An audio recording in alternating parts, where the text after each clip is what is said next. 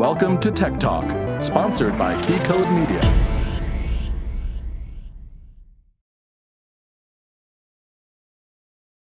The long-awaited new I/O box from Avid, the DNxIO, is here. And here's the scoop on it, what to expect and what to look out for. At NAB this year, Avid showed us their new I/O box, the DNxIO. Although it was behind glass and probably made out of balsa wood, it reassured the Avid community that there would indeed be an updated way to capture and play out from within Media Composer without having to rely on a third-party interface. Well, 2 out of 3 ain't bad, right? The DNxIO box, or Bob as we affectionately call it, is made by Blackmagic Design, who's been manufacturing I/O cards and Bobs for many years. They've also been part of the Avid Open I/O initiative since the beginning. The DNxIO, at its core, is the UltraStudio 4K Extreme, which coincidentally just started shipping from Blackmagic as well. Connectivity to the unit is pretty simple, either via a Thunderbolt connection, which isn't included in the box, or via a host card inserted into your computer, much like the older Mojo DX and Nitrous DX. It is cross-platform and works with Media Composer 8.4 and above. Yes, this means that with 4K-enabled versions of Media Composer, you can play out 4K, HD, and SD resolutions from within Media Composer via either HDMI or the onboard 3, 6, or 12G SDI spigots. For those of you who flank your Media Composer with an army of other software solutions, you're in luck. Final Cut 10, Adobe Creative Cloud, and of course, Blackmagic's Resolve can play out using the Bob as well.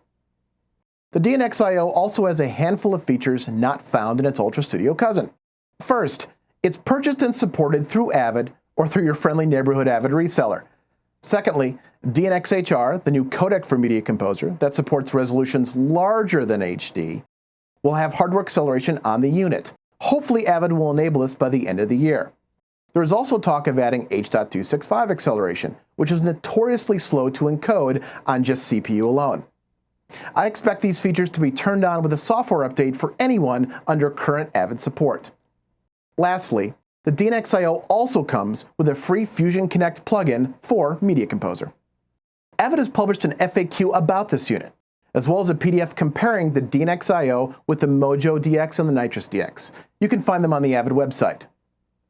Thanks to some early fieldwork by our engineers at KeyCodeMedia, here is what you need to know about the unit. First, not all resolutions are supported, most notably 720p running at 2398, 25, and 2997. Also absent in the first release are some standard def, NTSC, and PAL progressive formats. However, interlace formats are 100% supported.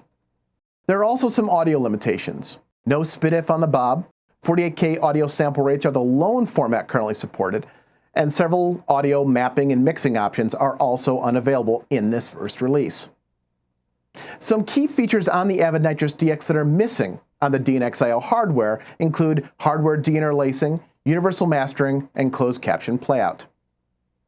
Most of these restrictions seem to be software-based as opposed to a limitation of the hardware, so the likelihood of a software update to fix them is pretty good. What I dig about this collaboration is that it reinforces Avid's intent to become more open. Blackmagic has sold many more I/O devices than Avid ever will, so it's good to build on the strengths of strong players.